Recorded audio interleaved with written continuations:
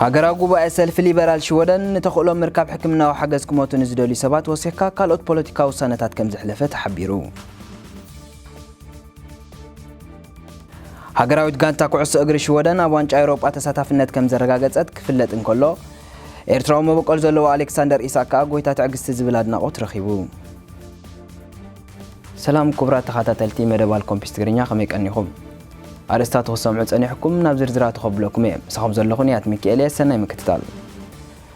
ሰልፍ ሊበራል ሽወደን እቲ ኣብ ሽወደን ነዊሕ እዋን ከካትዕ ዝጸንሐ ምርካብ ሓገዝ ክሞቱን ዝደልዩ ሰባት ሕጋዊ ተግባራውነት ክህልዎ ዝብል ውሳነ ከም ዘሕለፈ ተፈሊጡ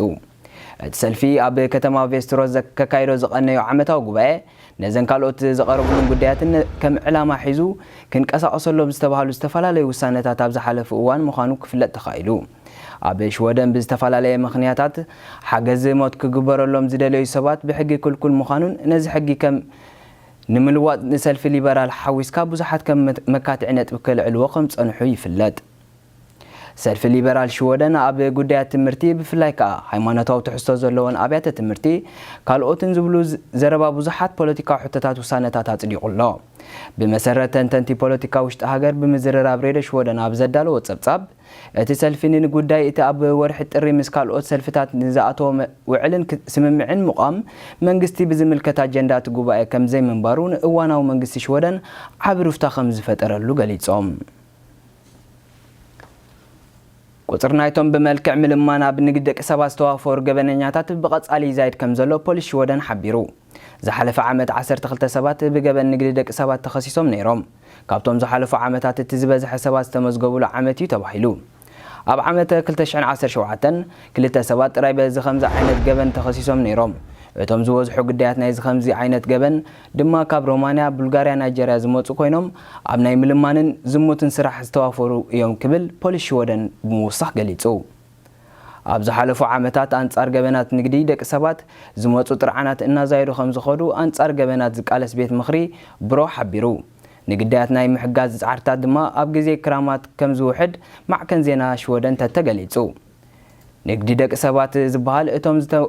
ዝተወደበ ናይ ገበን ጭፍራታት ንካልኦት ሰባት ብምዝማዝ ዝፈጽሞ ምውፋር ኣብ ስራሓትን ምንዝርናን ልመናን ጸሊም ስራሓውትን ዘጠቃለል ምዃኑ ተፈሊጡ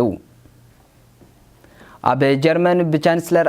አንጀላ መርከል ዝምራሕ መንግስቲ ንጸገማት ስራሓት ዝተፈላለዩ መንግስታውን ምምሕዳራት ዞባታት ኣብ ስራሓት ውህደት ስደተኛታት ምስ ማሕበረሰብ ጀርመን ምፍታሕ ዝውዕል ናይ 1.2 ቢልዮን ዩሮ ብምምዳብ ንኽልተ ዓመት ዝጸንሕ መደብ ስራሕ ከም ዝሓንጸጸ ክፍለጥ ተኻኢሉ ኣብ ጀርመን ብሕጋዊ መንገዲ ተቐባልነት ረኺቦም ኣብ ዝተፈላለዩ ከተማታትን ዞባታትን ክነብሩ ዝተፈቐደሎም ስደተኛታት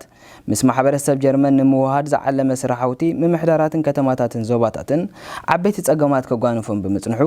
ኣብ ዓመት 2020 ክሳብ 2021 ዘገልግል ተወሳኺ ባጀትን ሕግታትን ኣብቲ ብቡንድስታግ ዝፍለጥ ባይቶ ጀርመን ትማል ዓርቢ 15 ሕዳር ከም ዝጸደቐ ጸብጻባት ማዕከናት ዜና ጀርመን ዝጠቐሰ ዜናዊ ሓበሬታ አመልኪቱ እቲ ሕጂ ኣብ ግብሪ ክውዕል ጸዲቑ ዘሎ ሓድሽ ሕጊ ውጽኢት ናይቲ ኣብ መንጎ በአንጀላ መርከል ዝምራሕ ፌደራላዊ መንግስቲ ጀርመንን ዞባዊ መንግስታትን ዝተገብረ ምምኽኻር ከም ዝኾነን ኣብ ዓመት 2020 700 ሚልዮን ዩሮ ክምደብ እንከሎ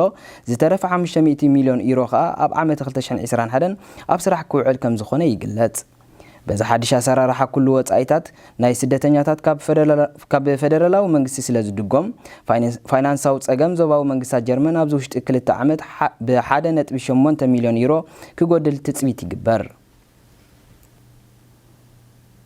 ዝሓለፈ ዓርቢ ምሸት ሃገራዊት ጋንታ ሽወደን ምስ ሮማንያ ኣብ ዝገበረቶ ወሳኒ ግጥም 2-0 ብምዕዋት ኣብ ዋንጫ ዩሮ 2020 ምስታፋ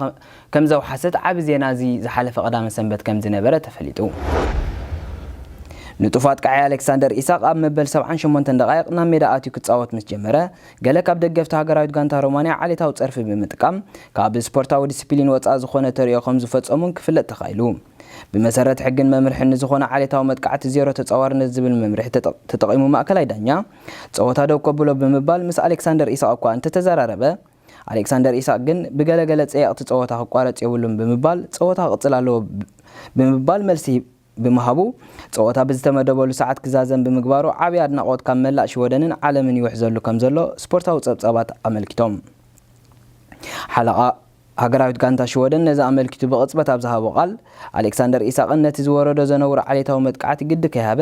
ብስፖርታዊ ዲሲፕሊንን ጭውነትን ዘርእዮ ትዕግስቲ ዓብ ክብርን ንዕኡን ንዓናን ፈጢሩና ስለ ዝኾነ ኩላህና ኣባላት ሃገራዊት ጋንታ ህዝቢ ሽወደንን ኣብ ጎኒ ኣሌክሳንደር ምህላዎም ሓቢሩ። ክቡራት ተኸታተልቲ መደብ ኣልኮምፒስ ትግርኛ እዚ ክሰምዖ ፀናሕኩም ነርና ኢሎም መደብና ኣብ ዝመጽእ ሰሙን ብኻልእ ተመሳሳሊ መደብ ክሳዕ ንራኸብ ሰሰናይ ንዓኹም ደሓን ቀኒ እዩ።